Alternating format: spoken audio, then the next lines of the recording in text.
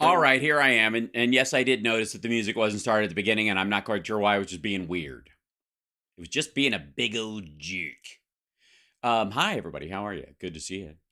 It's Friday, and I'm taller than usual. That's, I know. Thank you for noticing. Um, why would that be? I'll fix that. Now I'm my normal height. That's, I don't know what that was. Welcome to the show.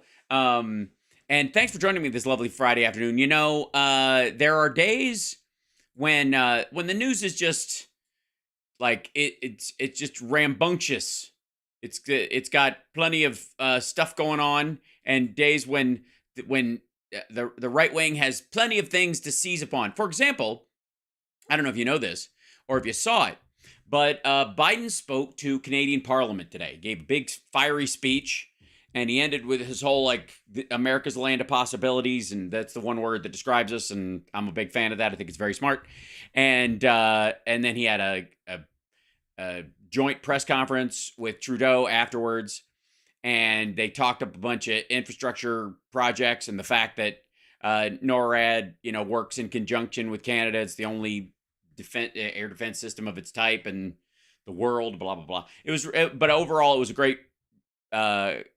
He joked about hockey. He had a great time. It was good. I have to say, and there was one point where he was like getting to his point about China, and he says, "Thank China for stepping up. I mean Canada for stepping off and up." And he goes, "You can tell where my brain is at about who we have a problem with or whatever." And then it was cute. They're just playing the part where he didn't catch himself and fix it on the news, but that's because the rest of the speech, and you know how I talk about how one of the reasons why I do Trump's whole speeches, and I won't be doing the one tomorrow night in Wacko because I've got a show at Flappers and a life. I will be there in time. There's a possibility I might, but no, it'd be my whole fucking night. I'll probably more than likely do it on Sunday, go through the whole thing. That would be the best because I'm gonna go into LA and then come back, and then I'm gonna go back in and go back in. But it's crazy this week, but. So I'll be home Sunday, and more than likely, like I'll do an extra show Sunday afternoon, doing that whole fucking rally, because no one needs to ruin their Saturday night with that horse shit. But it's why it's one of the reasons why I do the whole thing is because the illusion around Trump, anyways, is that if you pick out a couple of the areas where he's a fuck up, the assumption is, but that's because the rest of it's amazing. You don't dare go near it. The opposite is true about people's assumptions about Biden stuff. If he gaffes once, everybody thinks it was an hour of just gibberish, and they don't bother to pay attention. So it's worth checking out if you have time. Watch his whole speech; it's pretty spectacular. I enjoyed it quite thoroughly, and but it's one of those moments where they probably could day of go after that for pick on that one thing or try to go. He's in Canada with all the Marxists, that kind of shit. But honest to God, they're too busy playing defense on a couple of fronts. One being that Trump himself is on the edge of being indicted and is basically calling for open war. Sorry, hold on 1 second. I'm going to try and find the Bragg story. For those of you who don't know, a death threat was sent to Alvin Bragg today, along with white powder, and it had a message with it that said, "I'm going to kill you, Alvin Bragg." There, in all caps, "Alvin, I'm going to kill you." Which, by the way, and look at all those exclamation points. I almost believe that was from Trump himself. Wouldn't that? I mean, talk about your Trump level twists. If you're gonna live up to your history as the master media manipulator you say you are, I mean, you'd need a big giant bullshit fail like wigging out yourself and mailing some of your dandruff to one of your enemies, and along with an all caps death threat. And by the way, thank you, Rales, for the Chud support. Appreciate it. Paul Thanos as well. Thank you guys a ton. We had a lot of cat expenditures last month. That set our computer purchase. And by the way, my Mac that we were going to replace with the one we're going to get is dead. Yes, it died a sad death. It won't restart. It was very weird. I think it's actually what was causing the power outage, because behind this green screen where it sits, it was powering up and powering off and powering up and powering off, like trying to start itself. And that's what killed the power yesterday. It just, because trying to start all those hard drives and wind them up and then they would collapse and then they would do it again is what triggered it.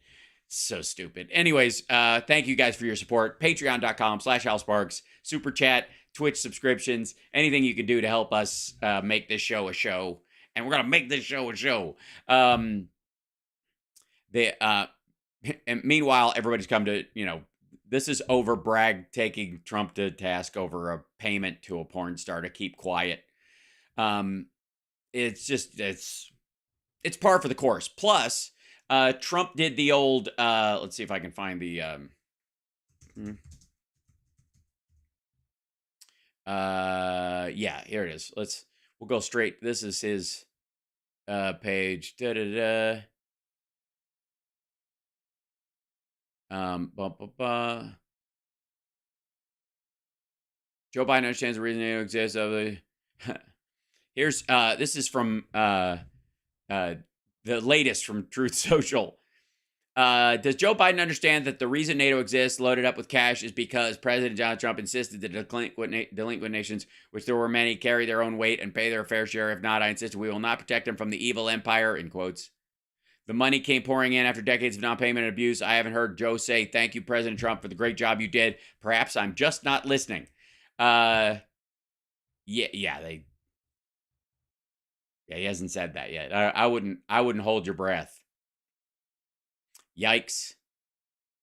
This is a coordinated Democrat effort to take out President Trump. Well, I mean, I would say a Democratic effort, because there's definitely, aren't there rhinos involved? Wouldn't this be small d democracy happening? Basically, everybody's voting fuck this guy with their, thank you, highly respected pollster John McLaughlin. Trump's surging poll numbers scares the left into desperation. I feel down. Do you feel desperate? I feel desperate. There's a desperation. Is that? No, it might be gas. I'm not sure.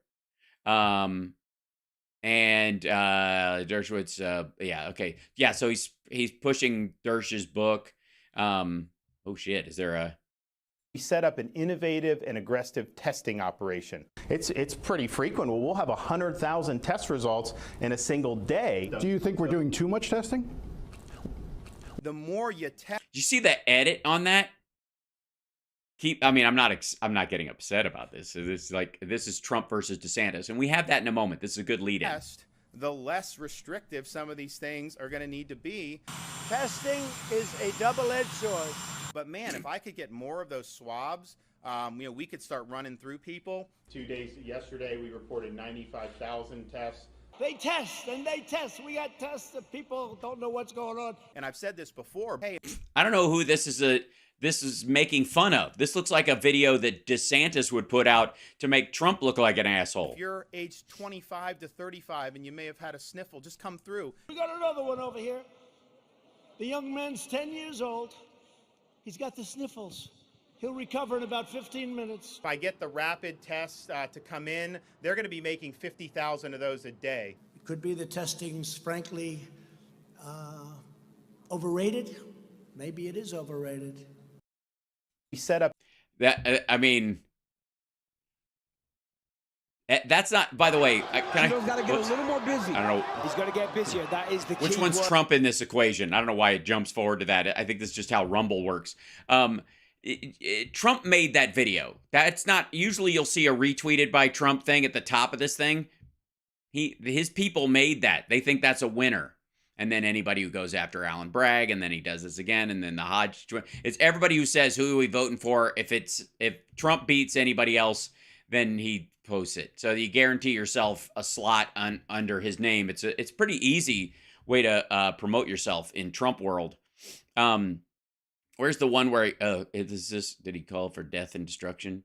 Oh, this is the Trump was right on TikTok. Yeah, in August of 2020 when he was mad about COVID. Okay, now that Ron DeSanctimonious is finally admitting he's in the race by beginning to fight back, and now that his polls have crashed, so he has no other choice, let me explain the facts. He is for Republican, an average governor. He got 1.2 million votes less votes in Florida than me. He fought for massive cuts in Social Security break. Okay, there's another one. There's another one. There's another one. There's another one.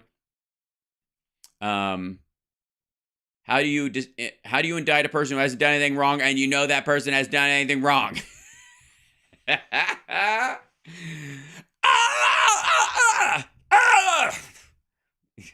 He's bobcatting right now. How do you indict anyone who hasn't done anything wrong when you know that person hasn't done anything wrong? I'm winning in the polls. That's why they're attacking me. Yeah, here it is. Isn't it terrible that D.A. Bragg refuses to do the right thing and call it a day? He would rather indict an innocent man. I am an innocent man. Yes, I am. And create years of hatred, chaos, and turmoil than give him his well-deserved freedom.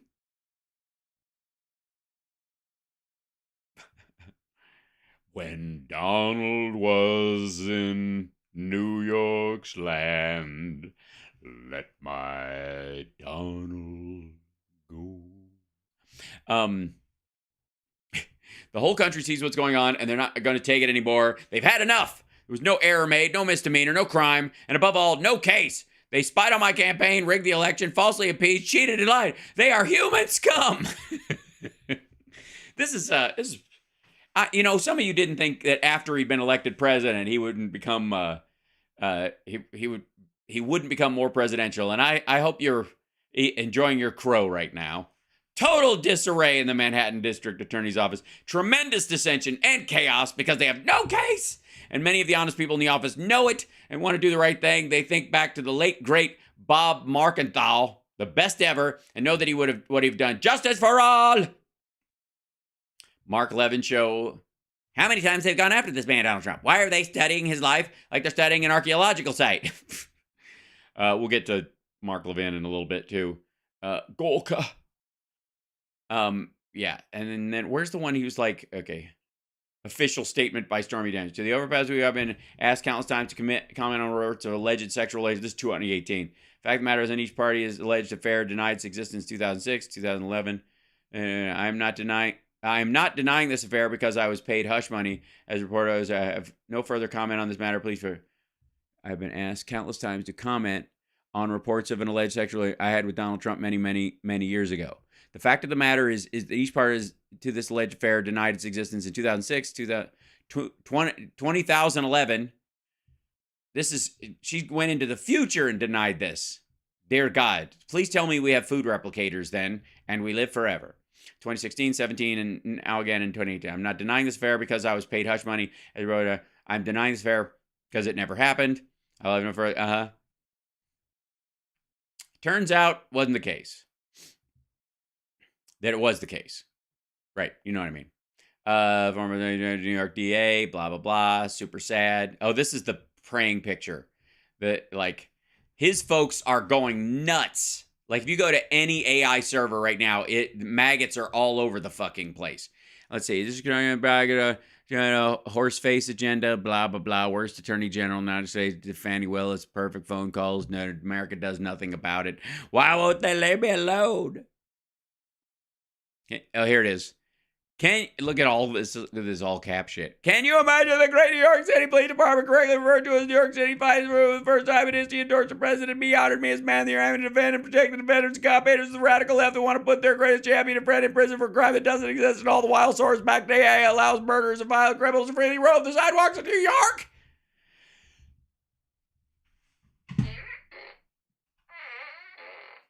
Take two.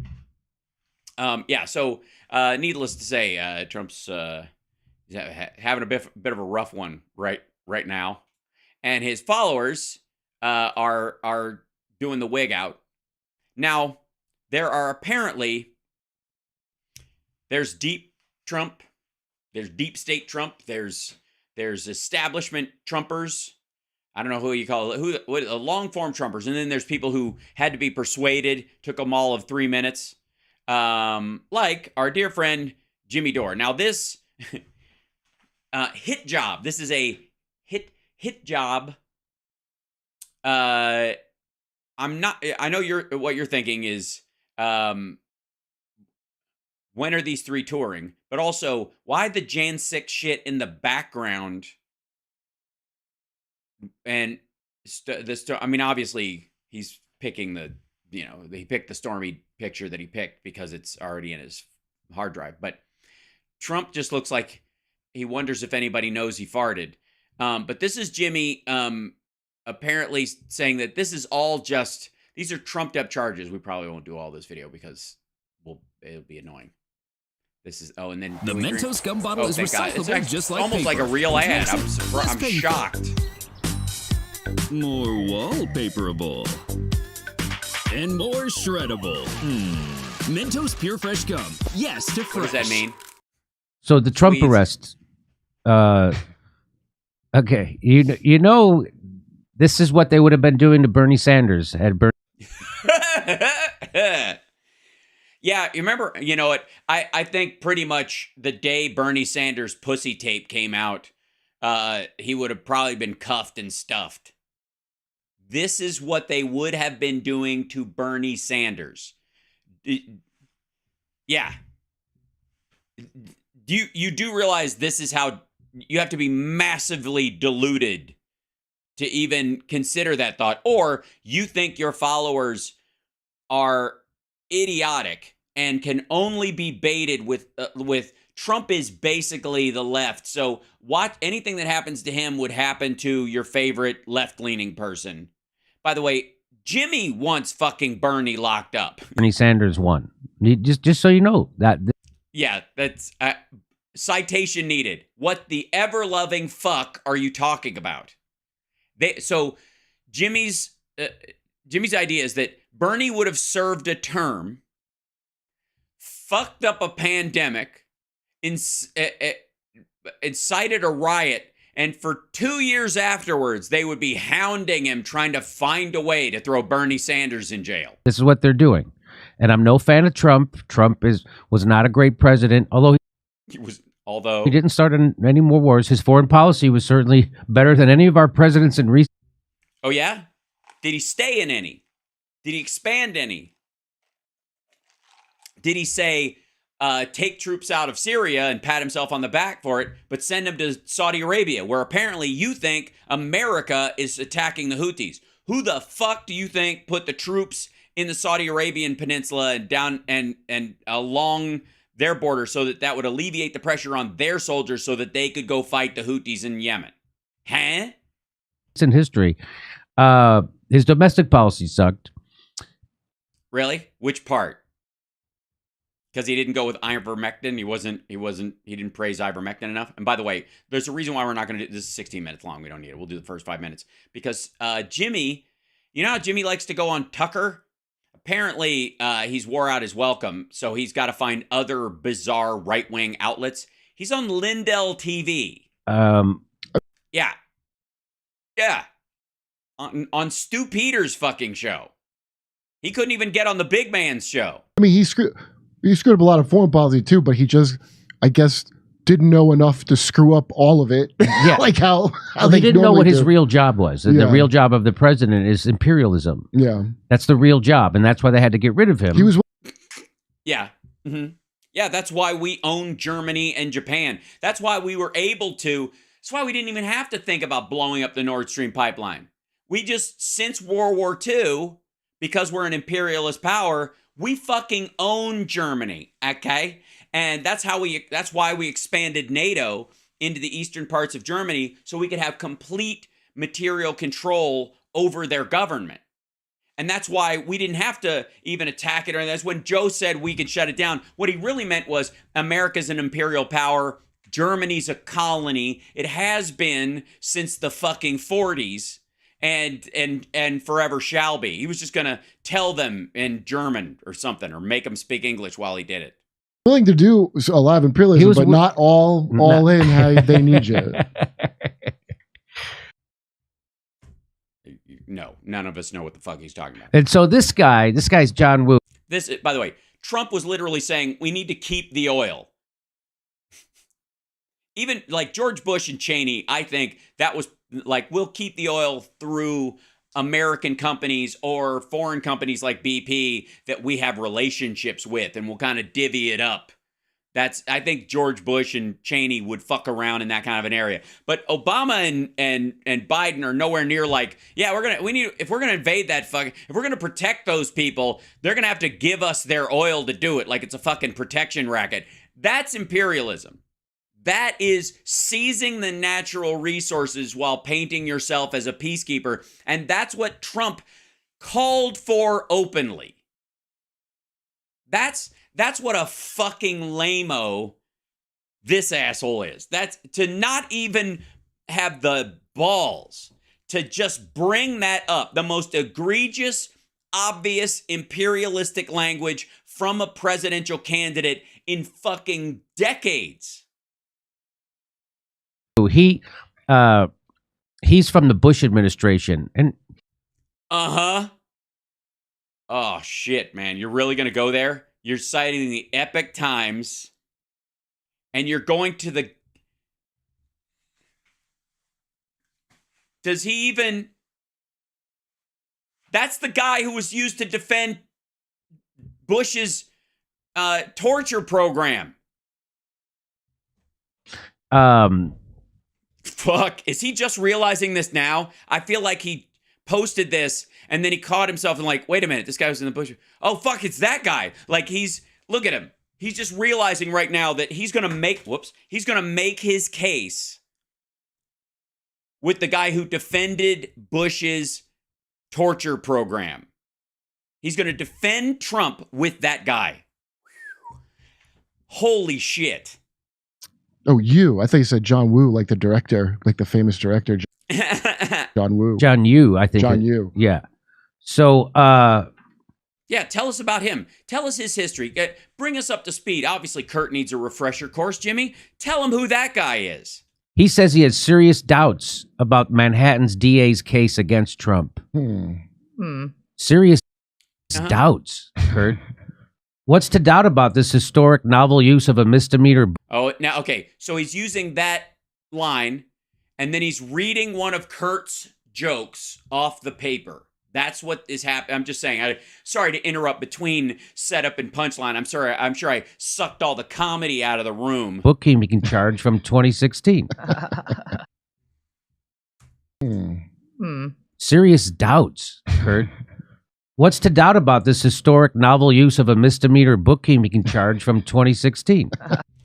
Wow, it's nice to know Jimmy hasn't lost his touch since the pro-Russia rally where he was reading dead comics jokes and Kurt's jokes as if they were his own and fucking up the punchline by mispronouncing words right dead center in the sentence. Like, this is...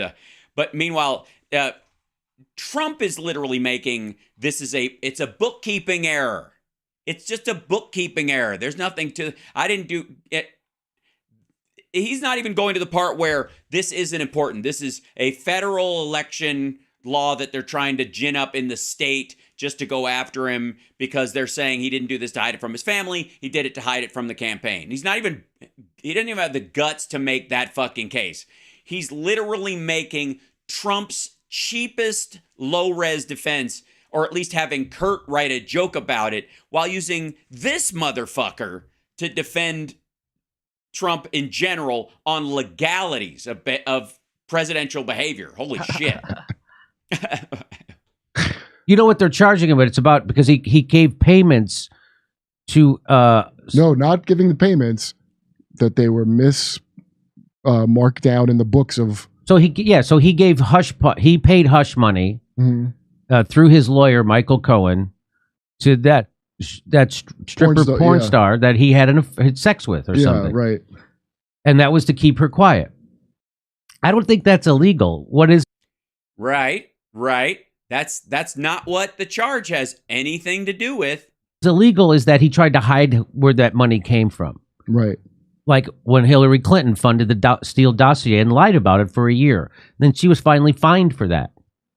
So instead of fining Trump for this, they're going to... Yeah, it's precisely that. They have an overzealous DA who is being instructed by the establishment to...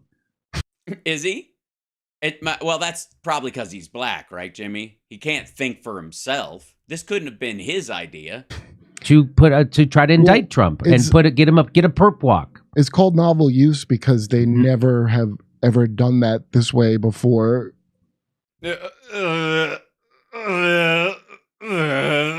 Honest to God.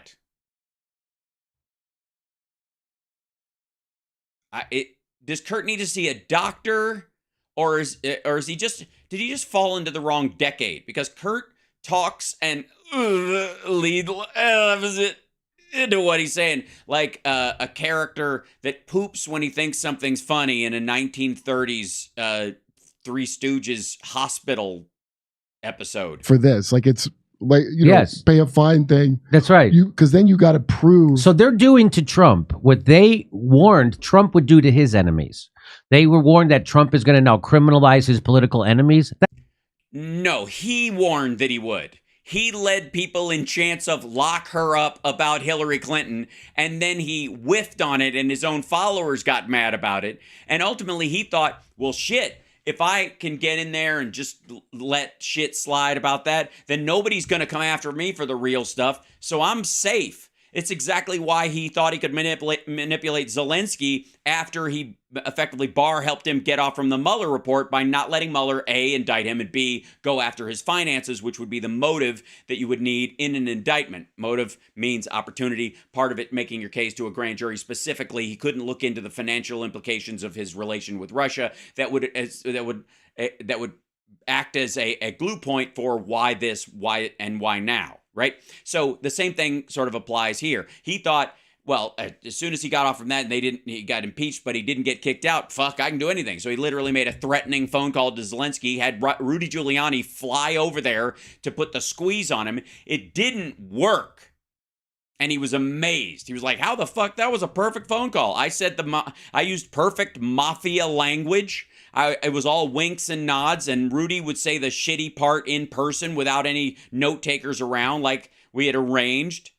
That's exactly what they're doing to Trump, and they've been trying to do it since he won the presidency. Yeah. He hasn't done, he's a poor innocent victim of just justice run amok, right, Jimmy? That thing that they're trying to make you afraid that Trump was going to do, they're doing now. Trump was trying to make you afraid he was going to do. He was bragging about it.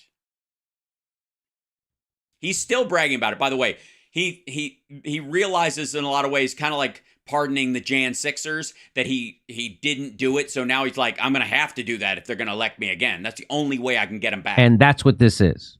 And this... Yes. You still haven't told Kurt who Professor Yu is.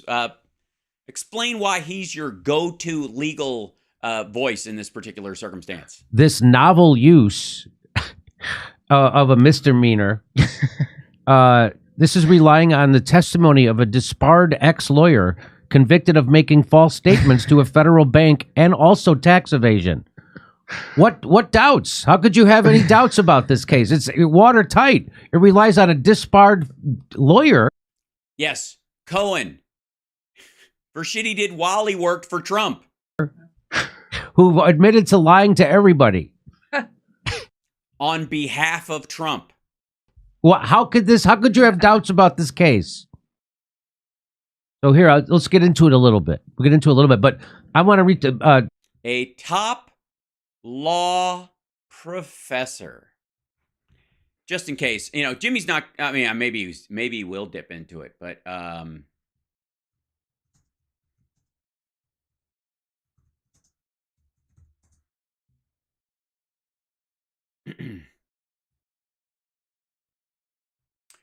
Torture memos.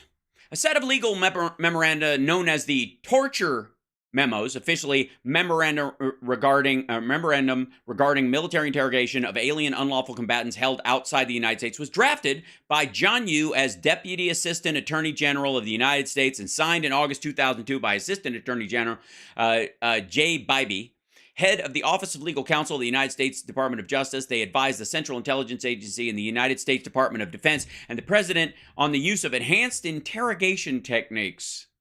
Mental and physical torment and coercion, such as prolonged sleep deprivation, binding in stress positions, and waterboarding, and stated such acts widely regarded as torture, might be legally permissible under an expansive interpretation of presidential authority during the war on terror. That, John Yoo, that's the top law professor that James Dore right now is citing as his source to say Donald Trump is an innocent man who is being hounded by an out-of-control Justice Department. A top law professor. That guy Turley from George Washington University, he also is saying stuff about this. Really? Jonathan Turley? Why don't you cite him instead of the guy who said it's okay to waterboard people? So this guy says, I think this is a seriously flawed prosecution. University of California, Berkeley law professor John Yoo told Fox News. Now, John Yoo, whom might he be? Yoo, a Bush-era deputy assistant attorney general, but he's the guy who justified torture. By the There you go. Now he's finally woke up to it. So, Jimmy, you've reached this moment. The threshold is right there in front of you. You could step over it into the light where everyone is waiting at the giant party to light the candles on the cake that says you're an asshole and you finally realized it. Or you can stay outside in the fucking rain. And in this particular instance, he's right there. So the guy who says it's okay to take enemy combatants and even non-enemy combatants, because you can't really know until you really ask them, and you can only ask them if you're pouring water down their nose, into rendition sites and waterboard them and tie them in stress positions and attach electrodes to their fucking genitals.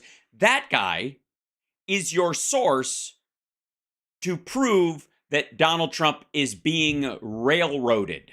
Just so you know. It wasn't Alberto Gonzalez, or he was one of them? Was just John Yoo was a big one. Oh. Yeah. So Kurt now knows. I can't believe Kurt doesn't know. I can believe Kurt doesn't know. What does Kurt actually know? This is Kurt maybe on the cusp.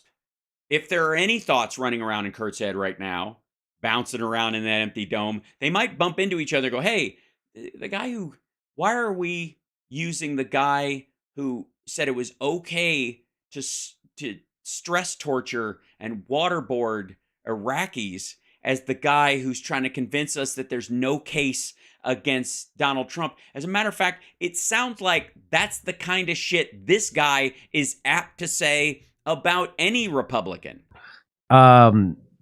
Just skip past it. Just look, it's better if you guys don't talk about it.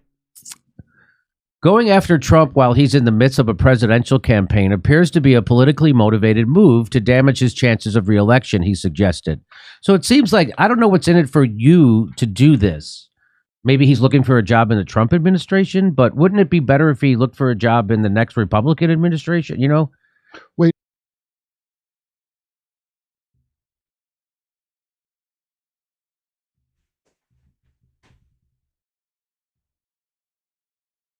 So does Jimmy think that is that just a mouth fart, or does Jimmy think that DeSantis is going to be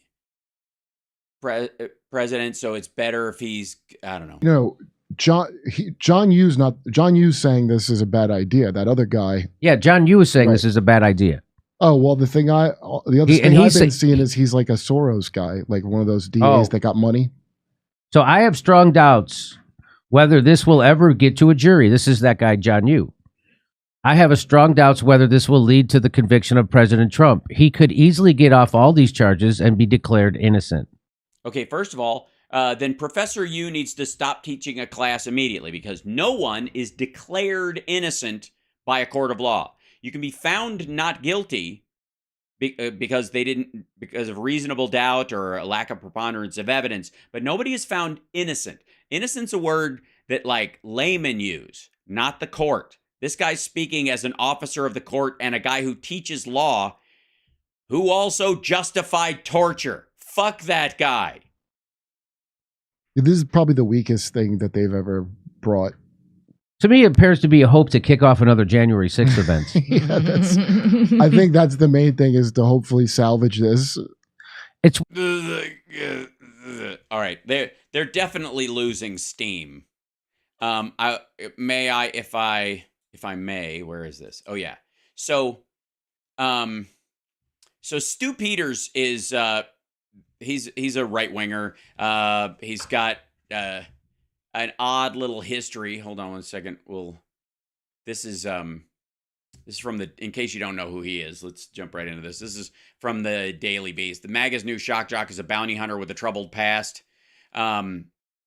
When Georgia gubernatorial candidate Vernon Jones appeared last month on an internet show hosted by right-wing personality Stu Peters, Jones could have reasonably expected a softball interview. Jones, a former Democratic state representative, now became a darling on the right after he endorsed Donald Trump's re-election bid. Now he's the leading primary challenger to Brian Kemp, with endorsements from Mike Flynn and Rudy Giuliani. But Peters tore into Jones, citing a 2010 discrimination judgment against a Georgia county. Jones once ran to accuse the candidate, who is black, of discriminating against white employees. The interview grew heated. After Peters muted Jones, Jones quit the call. That's what bullies do, Peters thundered to his audience. They gaslight you, shout you down, lie incessantly to avoid the light of truth from being shined on their dark corruption. Tone deaf? Yes. Right. Okay. Let's see. Arizona Republican Wendy Rogers, a leading backer of the controversial Arizona audit, withdrew her endorsement of Jones after the Peters interview. Jones has been dogged by questions, blah, blah. Peters has risen to the far right over the past few months as sort of slightly less unhinged version of Alex Jones. Well, Alex didn't start this way. It's a natural destination for this type of travel on the road of life, pumping out coronavirus disinformation and other conspiracy theories while allying himself with Trump world figures like Lin Wood. Amid his calls for Anthony Fauci's execution, Peters amassed a sizable audience of nearly 300,000 followers on Telegram and played host on his show to figures as prominent as Arizona GOP chair Kelly Ward. The Jones fracas represented a new high point for his influence.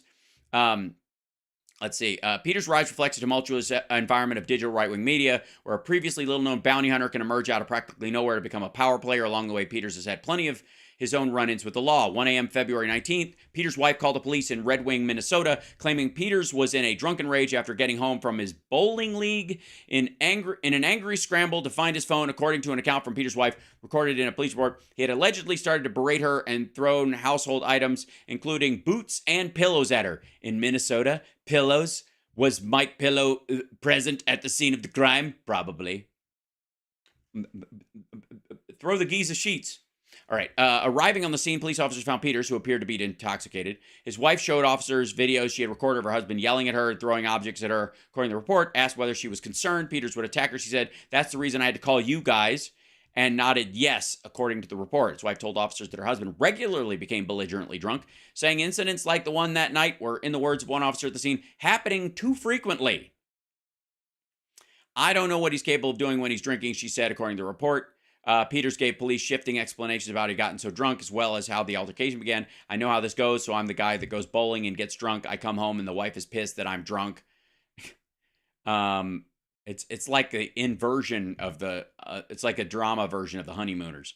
"You're ruining my kids' lives. I'll never earn a goddamn dime," Peters said in the video, according to it. After his arrest, Peters, struck by his hostility to coronavirus measures, refusing to be swabbed to test for the virus. "If someone sticks something up my nose while I'm in handcuffs, you will be arresting me for something a lot more serious," he said, according to the police. "I will physically resist anybody trying to do anything to my body."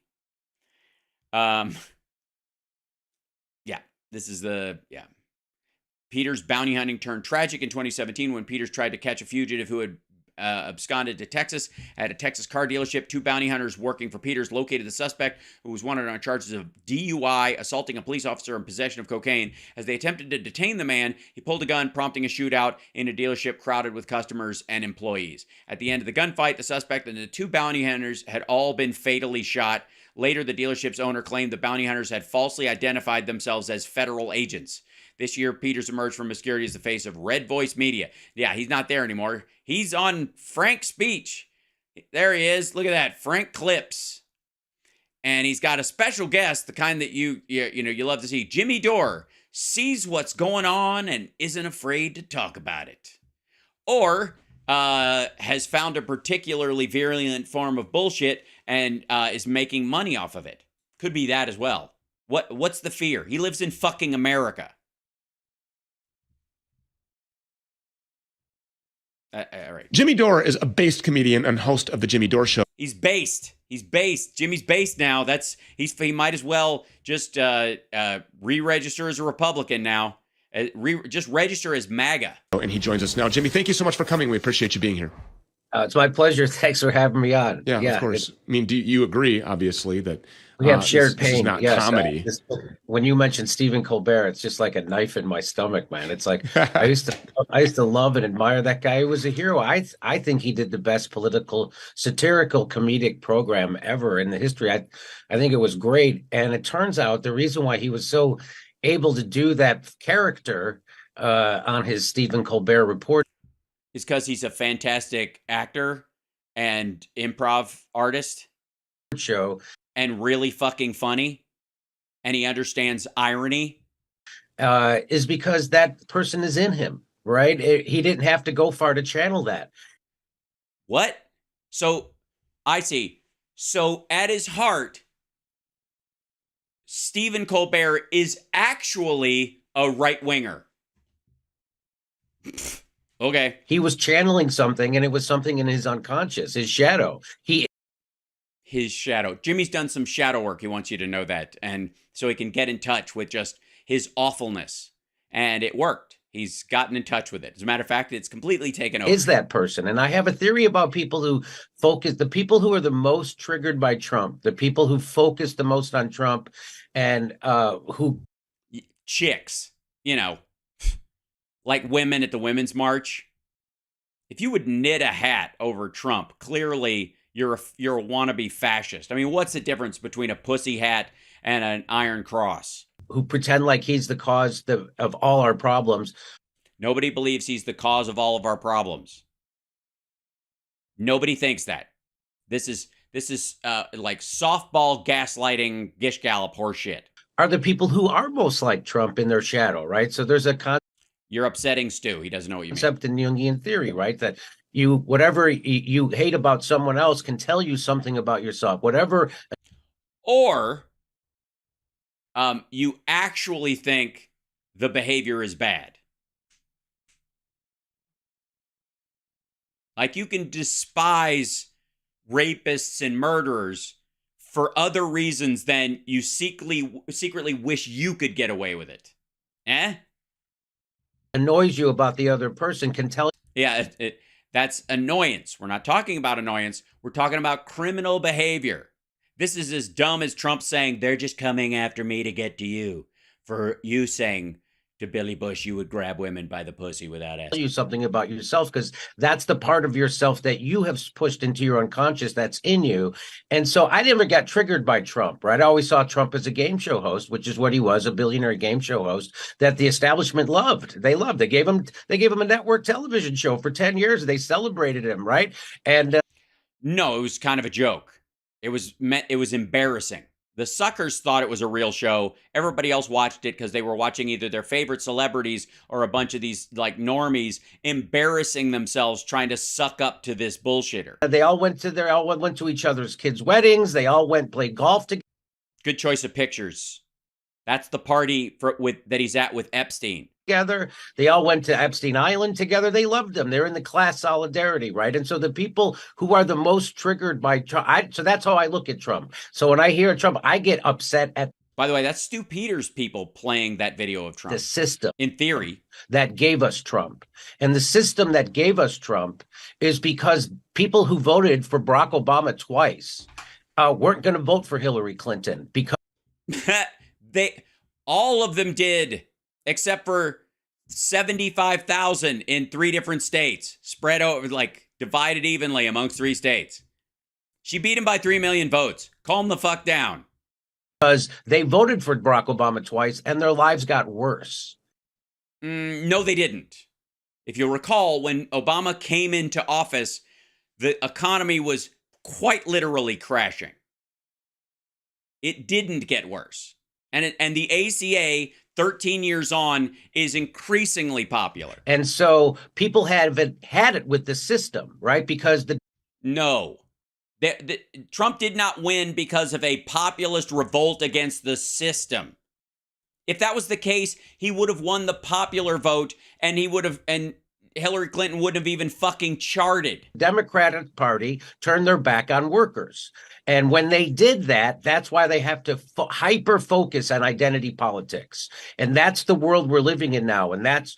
Yeah, it's all this chick and gay stuff. And, they elected somebody like Joe Biden, who's totally anti-union, just so he could, get all this gay and chick stuff through. Right, Jimmy?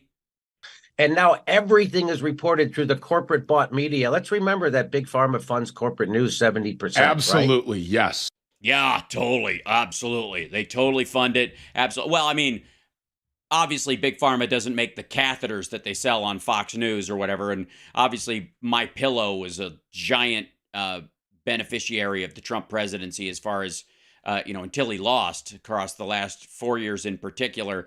And also, if they created a vaccine, for example, that killed everybody or did something horrible, even if they made billions of dollars on the front end of it, the end result would be pitchforks outside their offices and a failed attempt to outdo one of their competitors with a fake product, which just in terms of market analytics would be shit.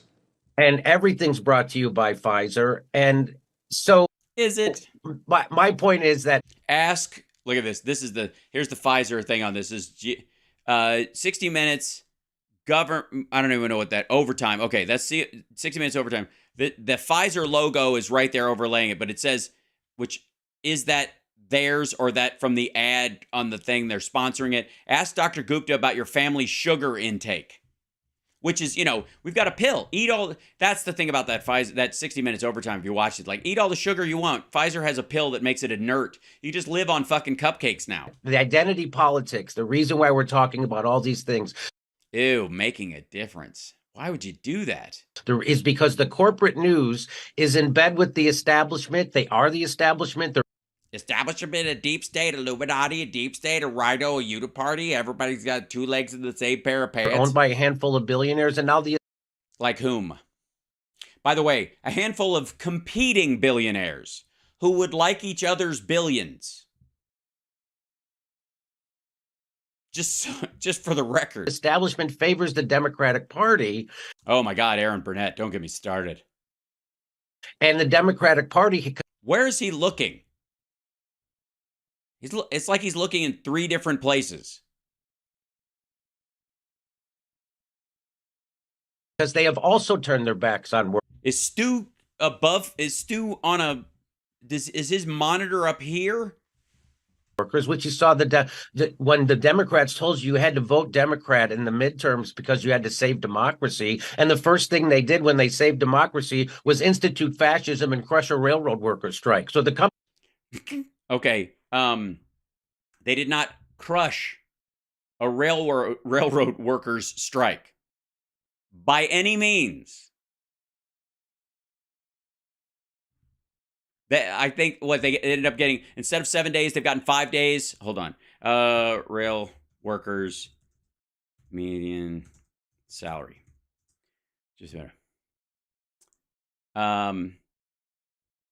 Rail workers, let's see.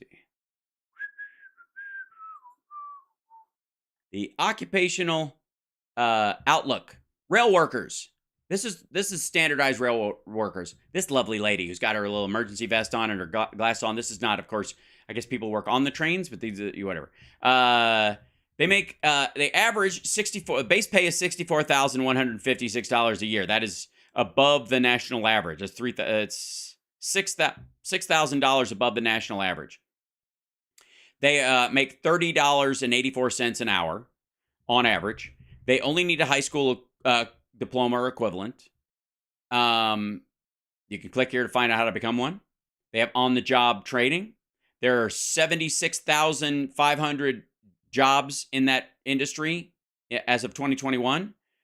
They're going to grow 4% in the number of workers that they will need from 2021 to 2031 over the next 10 years.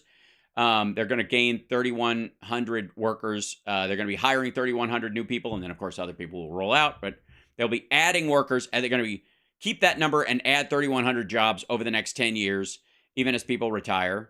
Railroad workers ensure that passenger and freight trains operate safely. They may drive trains, coordinate the activities of the trains, or control signals and switches in the rail yard. They're working. Nearly all railroad workers are employed in the rail transportation industry. Most work full-time. Some work more than 40 hours a week. How to become a railroad worker? There it is. Their pay medium annual wage for them is $64,150 as of May 2021.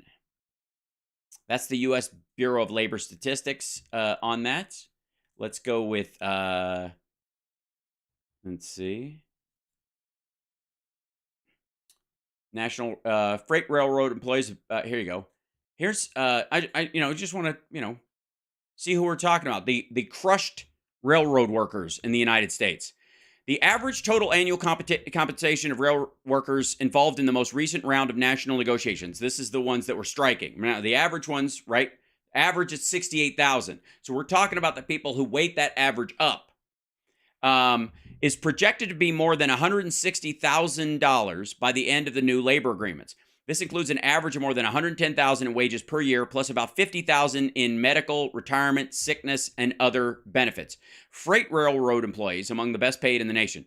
Employees in the rail transportation industry are among the most highly compensated in the nation. When examined in all U.S. rail transportation employees, including freight railroad rail employees, ranked above 94% of the approximately 130 million employees in other reported industries in average annual compensation as the start of the last bargaining round in BEA 2020 data.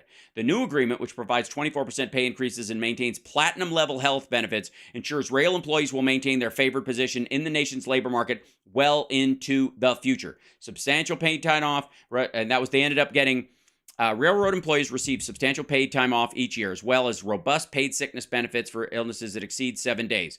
Depending on their craft, what they do particularly. Excluding time off covered by paid sickness benefits, the average rail employee receives 25 to 29 days of paid time off per year, with more senior employees receiving 37 to 39 days of paid time off.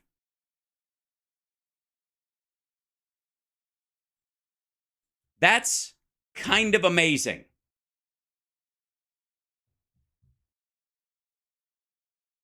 Yeah.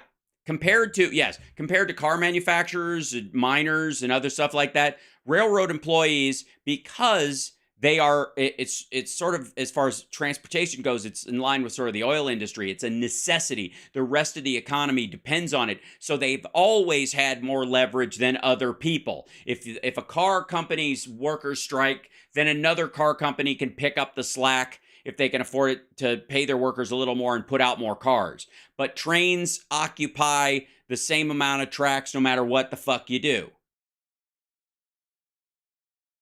This is the Democrats, apparently, according to Jimmy Dore, who is a millionaire Marxist who lives in the Hollywood Hills and bitches about America nonstop and defends Russian murder squads and rape squads with every breath that he exudes when talking about the Ukraine conflict, thinks that the Democrats bullshitted the American people into fighting for democracy because they were wagging around some shit about women being able to have reproductive rights, which is how they control you. And the first thing they did when they got elected was something that happened before the election. Because the railroad strike, the pause in the railroad strike and negotiation was happening leading up to the election, if you'll recall, involves the highest paid rail workers in the country. People who make almost 3 times the national average because of the pivot point of the industry that they are in. Does anybody here, maybe air traffic controllers? Does anybody know anybody who gets 25 to 29 paid days off a year?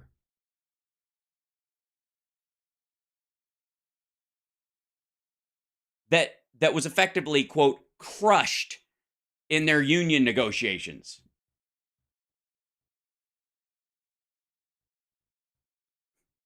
The fact that this jackass doesn't even care to know. And by the way, can I just say for the record, I'm glad these workers make that much money. They do crucial work. It's backbreaking work in some cases.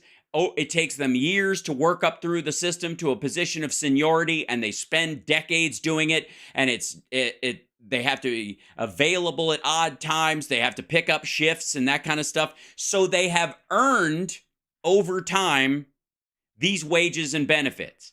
However, because of the nature of their industry, they have a leverage point that other workers do not have, and they have used that to force the system. And the interesting thing is they have Republicans and Democrats, doesn't matter who, you know, unlike like school teachers. You would think school teachers would be equally equivalent, that the strike of school, you know, teachers or janitorial services, that because it shuts down a school and that affects everybody's life and that affects business and all that kind of stuff, you would think that it would have the same kind of, they would have the same kind of leverage that these guys do, but they don't, because trains carry goods from one place to another and everybody is directly reliant on these things. There is no one saying, if only those goods wouldn't get somewhere, my political party could benefit from it. If I could slow, you know, the transport of plastics or of cars or of any of the shit that's on trains, oil, gas, milk, livestock, any of that shit. If they were like, we could just stop that, we could benefit from it on our side of the aisle. Nobody does that. When it comes to teachers, though, the right doesn't mind when teachers strike. They don't give a fuck because they're pushing for the whole system to collapse so they can privatize it anyways. So they're hoping that people, parents especially, root against the teachers because they're sick and tired of this shit or whatever. Like, they believe in their heart they should get paid more, but the striking is a step too far. And so there's more watery room in that for people to not side with them. It is more dense as an issue. Whereas train cars need to get where the fuck they're going. And everybody, whether they know it or not, relies on them getting there on time. So both sides of the political aisle, the entire spectrum politically, supports trains just continuing to roll. So rail workers have more leverage than any other like manual labor workers or you know, high school education level workers in the entire fucking country. Coming together of corporations and government to screw the citizen is what fascism is, according to Mussolini, who was pretty good at it. And he was pretty good at it, wasn't he? He was terrific at it. You know, it was the savoir faire he put into it. And by the way, that's not at all what happened. The government didn't take over. They don't control that part. As a matter of fact, in this particular case, they helped push the workers' desires further down the line. They brought the companies to the table further than they would, you know, further across the table than they would have gone on their own. That's exactly what the Democrats did. Every one of them voted to crush the workers' union. Yes, crush it. The union still exists. They negotiated a 23% increase in pay, and what is it? $50,000 in medical, retirement, sickness, and other benefits a year. That's their right to organize. And what are they organizing over is sick pay. So that's why we're hyper-focused on stuff like this. And the reason why they... And by the way, stuff like this, he means women's rights. He's talking about abortion and LGBTQ rights. That's what he thinks. And to some degree, I suppose like racial justice and police violence. Like those kind of things. The Democrats are just using that. It doesn't matter. None of that stuff, according to Jimmy Dore, matters at all. It's just fluff. It's just for show. It's bullshit. Those people, they don't even really need that. Hell knows if they even want it. The Democrats just use that so they can crush the rail union and not allow them to go from $110,000 a year to $160,000. Have to go after Trump like this is because he's going to win if he runs again, and they know it. Because again, no, you can. This might be a shock to Jimmy, but you can actually have standards. You know that? You can actually say, like, I'll put up with a bunch of shit, but that's over the line. again, people are willing to vote for a billionaire game show host. People know what Trump is. I remember I interviewed a guy who was a chef at a Waffle House in Virginia, and it was right before the 2016 election, and he said, Jimmy, I didn't interview him. Someone else had interviewed him, and I then afterwards I interviewed him. I didn't write these jokes. These are a dead guy's jokes. We all heard that, right? This is how Jimmy describes everything in his life. I did this thing. Well, I didn't really do it. Somebody else did it, but I had it on my show, which is the same as doing it. It's like I read Kurt's jokes, and it's the Jimmy Dore show.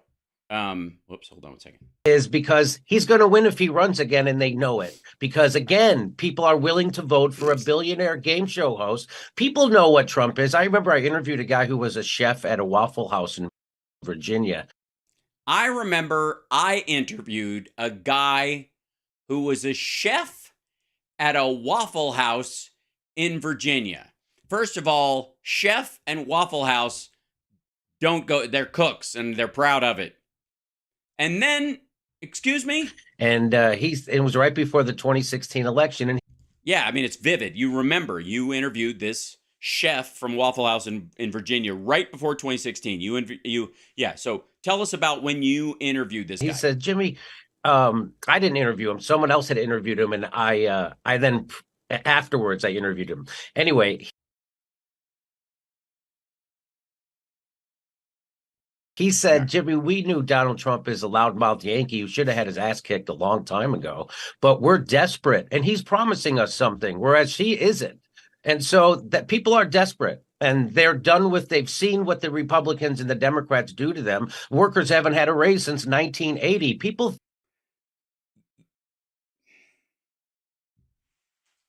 Workers haven't had a raise since 1980. Now, you're going to have to forgive Jimmy because he doesn't know anyone who works. He certainly doesn't. He piggybacked on top of TYT's millionaire investment for a few years and then parlayed this shit talk show off of that. He rolls out into his garage and blathers this stuff every day.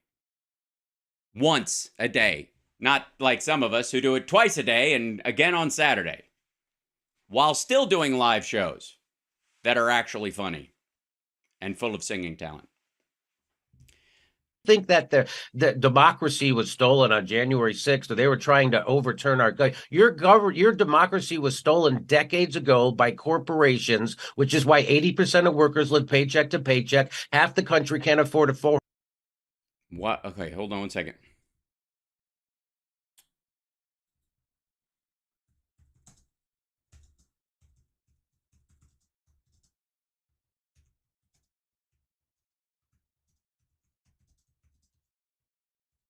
So, Stu Peters' show, they added this stuff afterwards.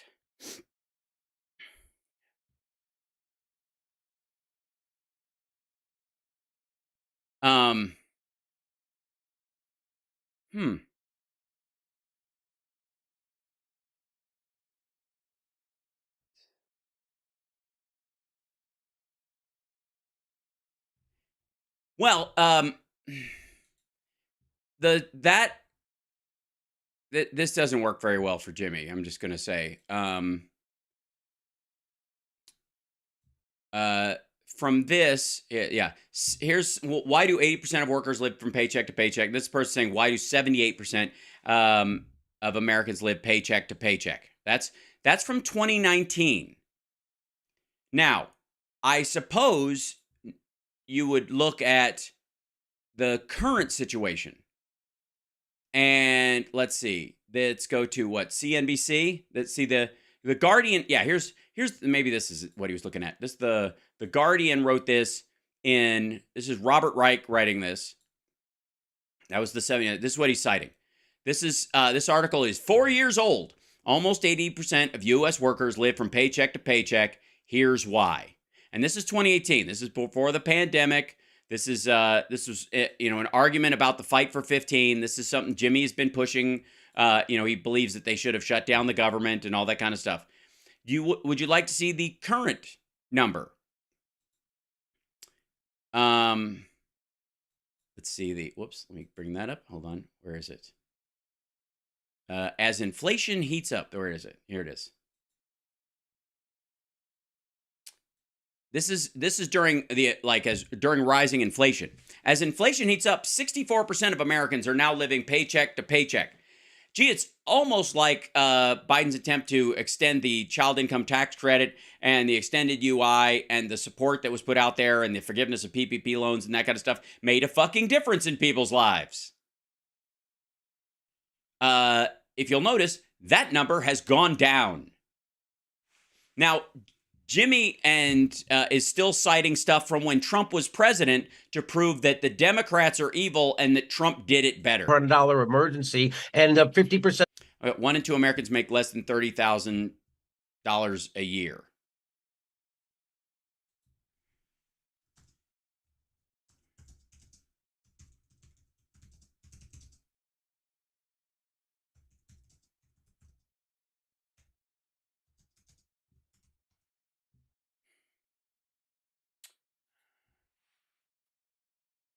This is half of U.S. workers make less than $30,000 a year. That's what he's citing here. 29 October 2015. Figures released Wednesday by the Social Security Administration show that the majority of workers in the United States earn income that puts them at or near the poverty level for a small family. Over half of U.S. workers make less than $30,000 a year, and a staggering 40% of workers make less than $20,000 a year.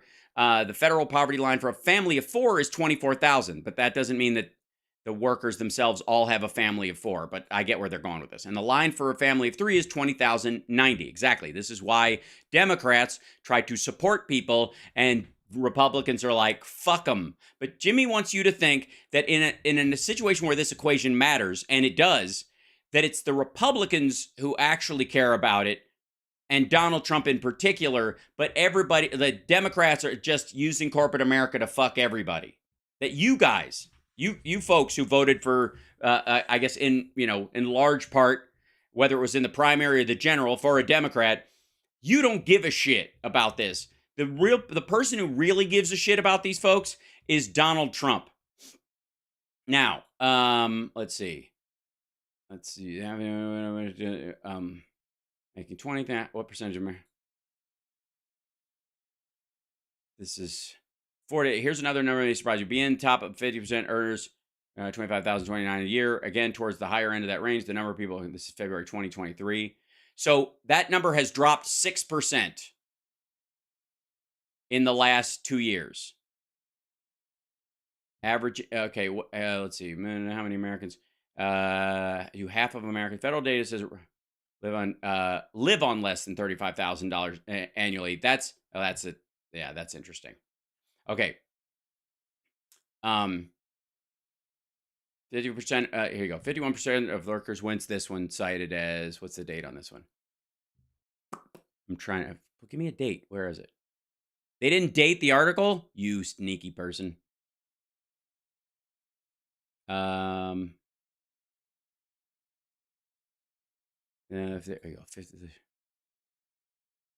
Yeah, so a lot of the statistics that Jimmy is citing are from the latest one is 2019, about like how many people earn what, how many people are in what percentile, the sheer number of people in this, like 20 million people make $0 to $5,000, and that's like hobbyists and that kind of stuff.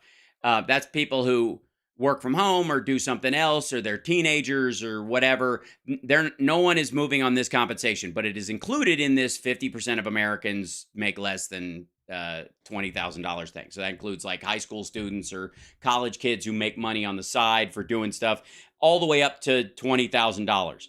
That's why, because that's entry level young people Gary. So, anyways, let's continue. Wage earners earn $30,000 or less, not because of Russia, not because of Trump, but because on January 6th, but because your government has been systematic. Well, your government, and Stu Peters pops up a picture of George Soros.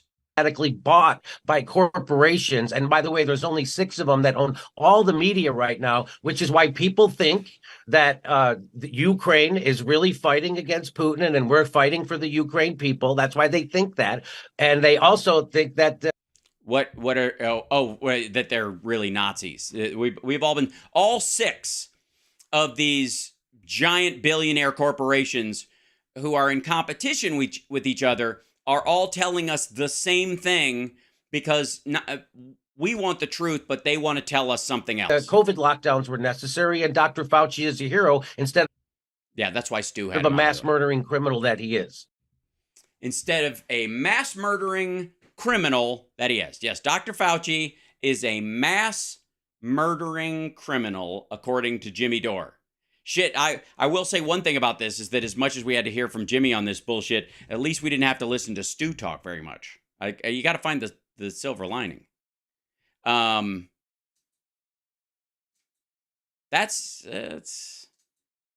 now we're used to Jimmy, kind of gish galloping this bullshit all over the place because he knows that if anybody interrupts in the middle of it, like each thought is so full of shit that if you broke it down, if he was doing an interview with somebody like me that actually knows the points that he's talking about and would do an interrupt in each one of them and not let him just roll through this and create this. I mean, he really, I would say he's good at a gish gallop, but in reality, he doesn't go anywhere where that gallop would be reined in, as it were.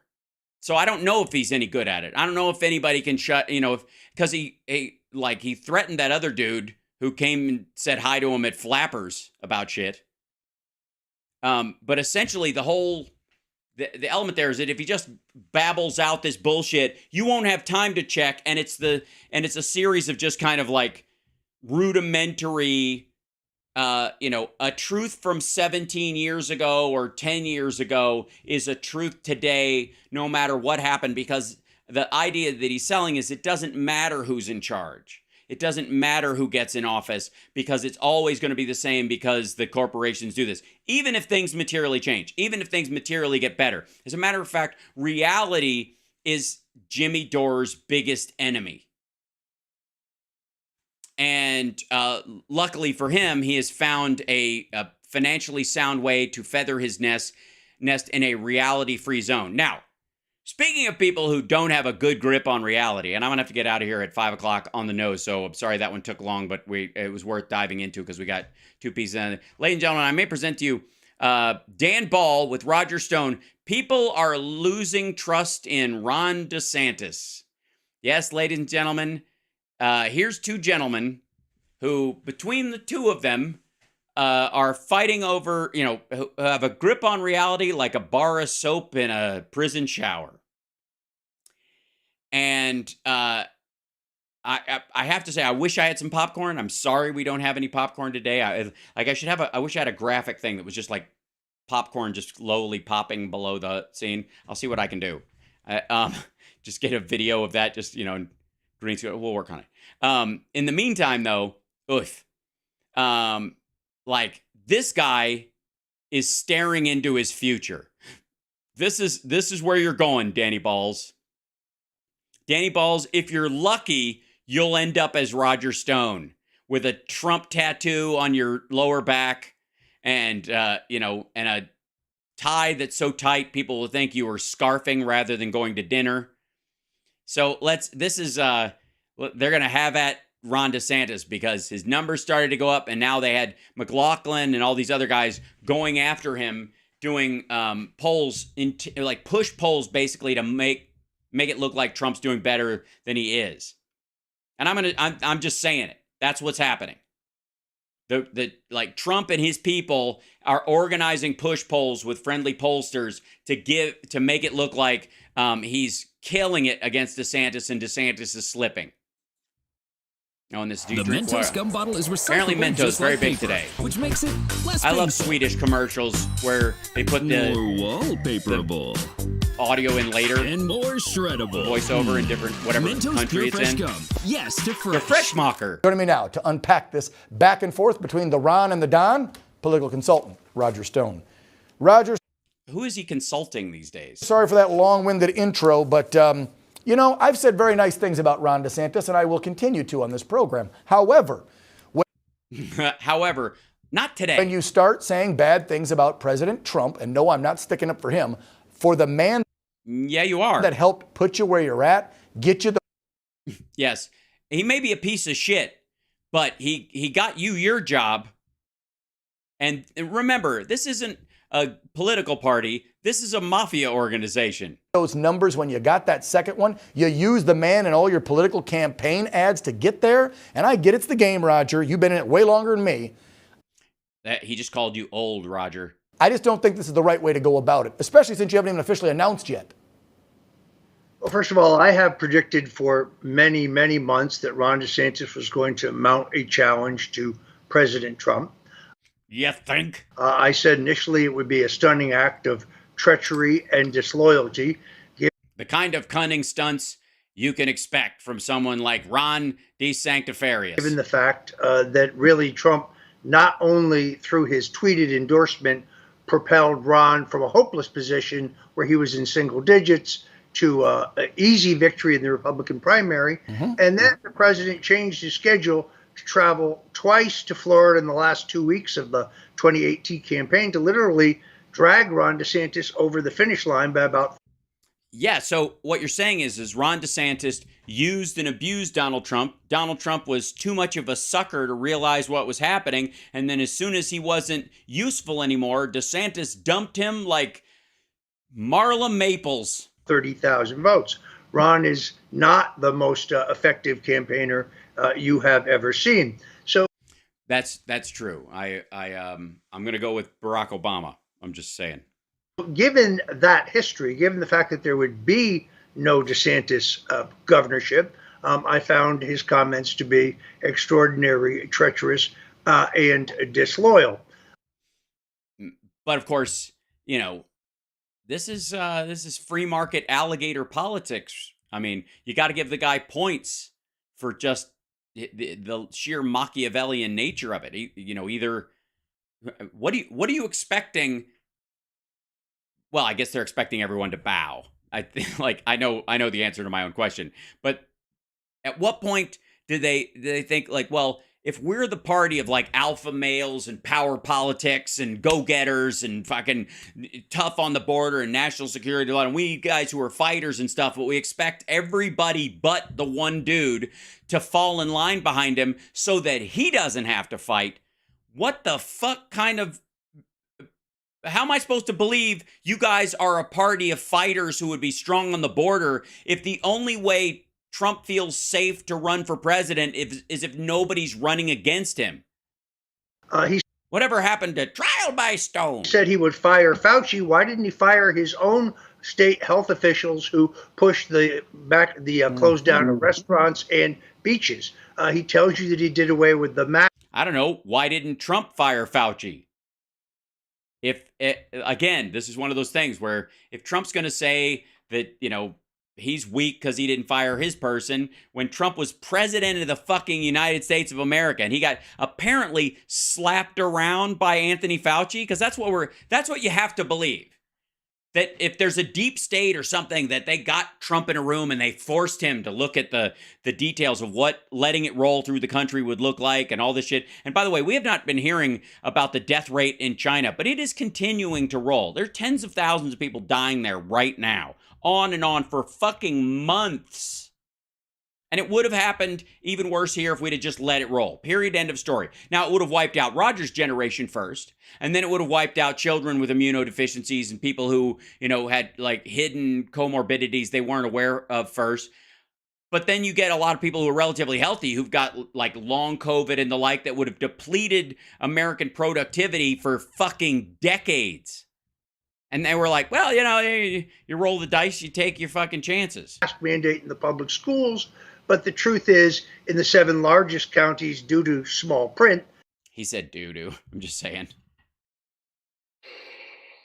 3.6 million school children in Florida were still masked after Ron was giving speeches in Las Vegas saying, thank you. Yeah, Danny, do you feel heard? Saying that the masks were no longer in existence. Whether it is his claims about Disney, where he took $1 million for his inauguration, and Disney today still sets their own tax rates, still can float their own tax-free bonds, still essentially regulates themselves. And still benefits the state far more than they burden the state by a factor of 25. Now Ron DeSantis has control of the board that does that, so he's in a position to extort larger campaign contributions from Disney. At this point, I feel like he's out-trumping Trump. Like, I don't know that you... I think this is more of a sales pitch for him with the maggots than you think it is.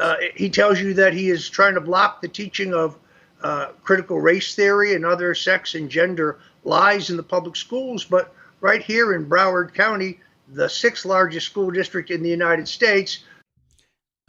You were partying with Jeffrey Epstein and Donald Trump decades ago, and he never said a goddamn thing. The local school board has enacted curriculum recommended by the Anti-Defamation League that is pure white hatred. Has Ron DeSantis fired those?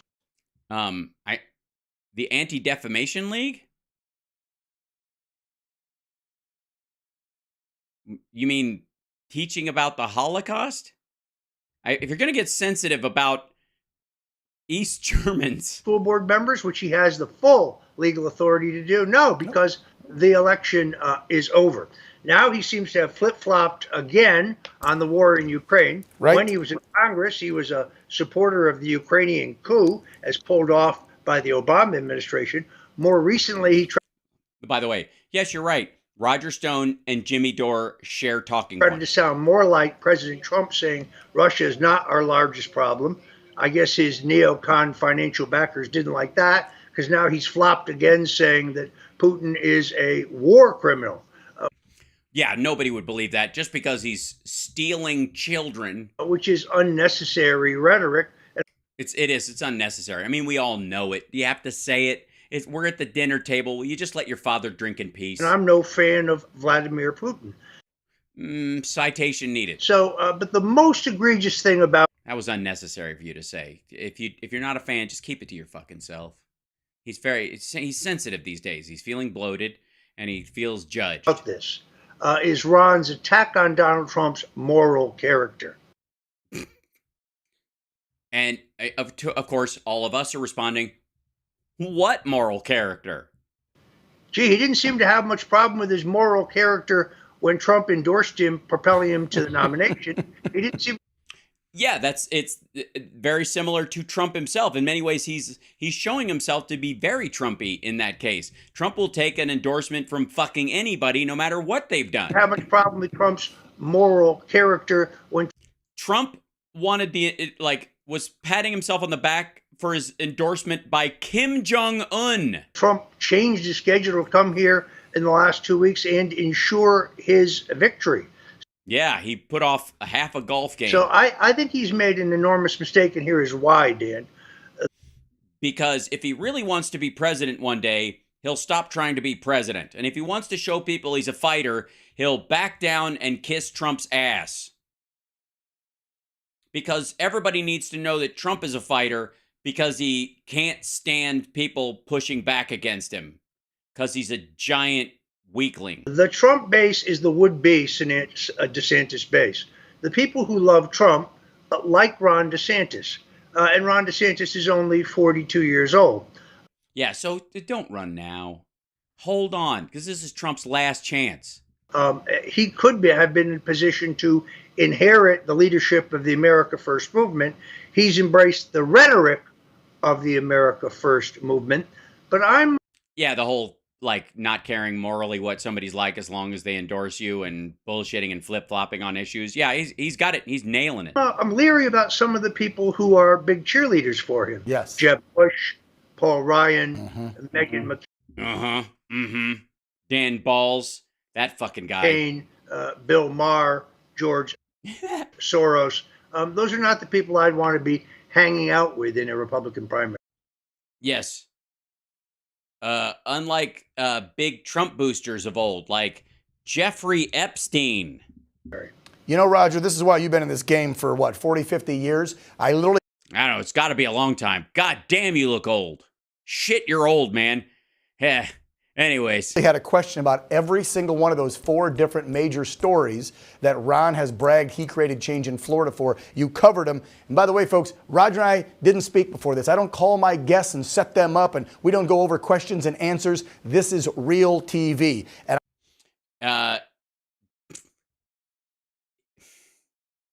we know you don't have a producer, Dan.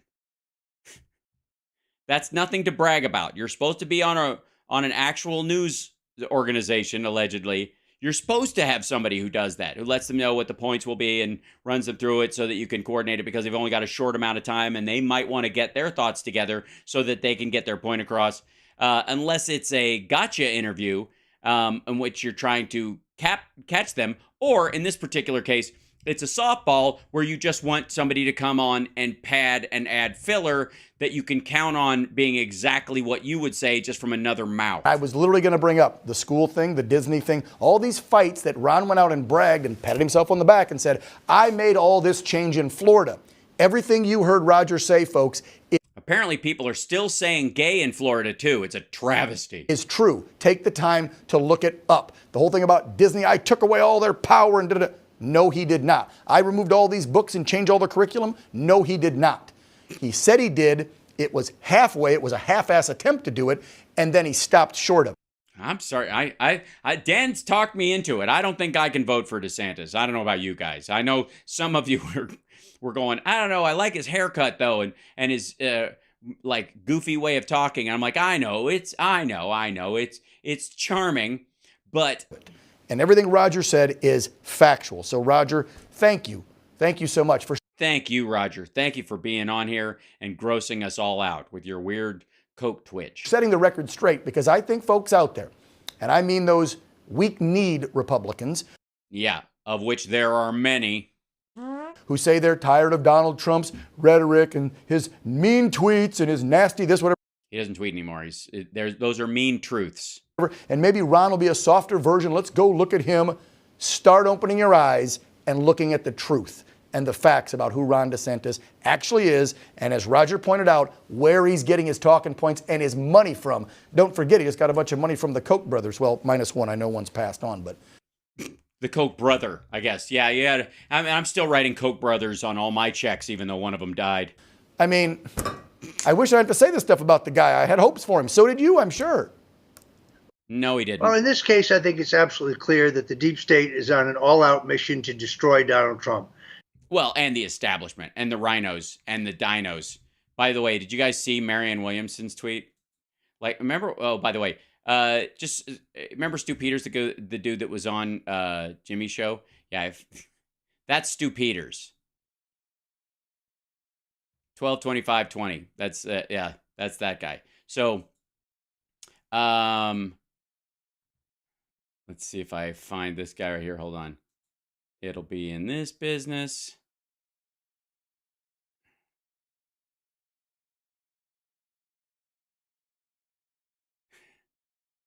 Hold on one second. I want to show you something that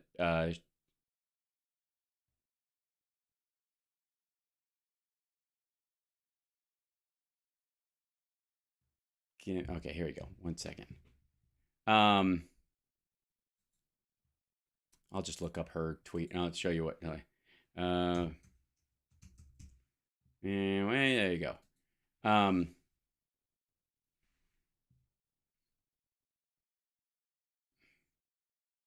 I'm coming to South Carolina, y'all. Right, this is part of it there. I'm on my way to South Carolina, y'all. Y'all. Remember all that shit about how Hillary took on a fake Southern accent and it was really pandery bullshit? Me too. Yeah, here it is. Democratic elites, dinos. Somebody's been taking Trump tweet classes act as though progressives are trying to hijack the Democratic Party, but the opposite is true. They hijack the party. The progressive vision is unequivocal advocacy for the working people of the United States, the traditional Rooseveltian vision of the Democratic Party. Some would consider Franklin Roosevelt too much of a lefty radical to even be let into the party today. No. The myth of Roosevelt would have a hard time maybe, or would run as a Sanders-like candidate in people's minds, but his actual efforts would actually, no, not quite. So when a Democratic elite says to a progressive, "Who let you in?" just say to them, "Who let you in?" And then they'll, and then say, "Well, who let you in?" And you say, "Who let you in? Who let you in? Who let you in?"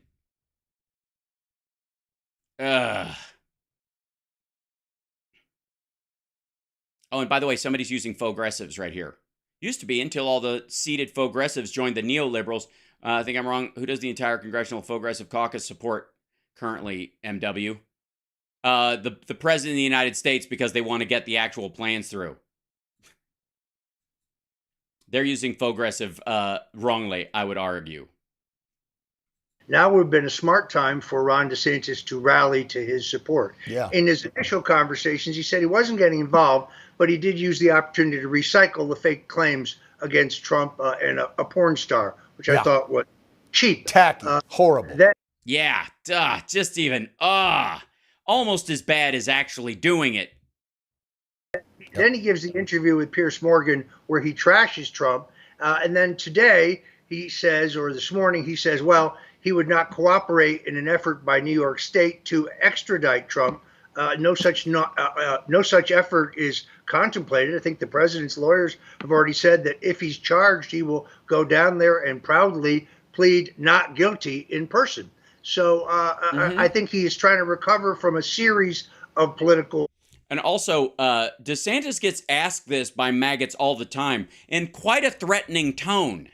Because the idea has been floated around that he would, to help himself, allow them to, force extradition of Trump or whatever in the QAnon Telegram maggot world. That comes up a lot. That's why he's answering it. He's not doing it just as a dig. It helps that it's also a dig, but that's not why he's doing it. Blunders. The bottom line here is you cannot trust Ron DeSantis. All right, well, and you're hearing it from Roger Stone, so you can take that to the bank, ladies and gentlemen. And today, I apologize, I'm going to jump out a little bit early. We've had enough, I think.